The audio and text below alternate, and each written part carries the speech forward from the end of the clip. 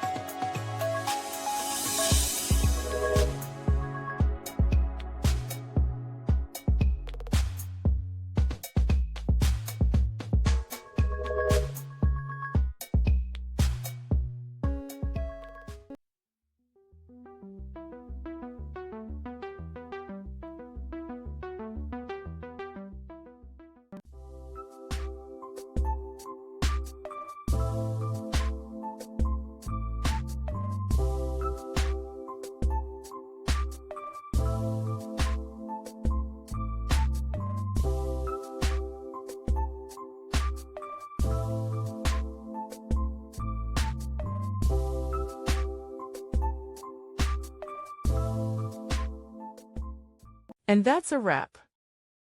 I hope you found the answer you were looking for. If you did, take a second to hit that subscribe button. It really helps out. And let me know in the comments which solution worked best for you. See you next time in the debug zone.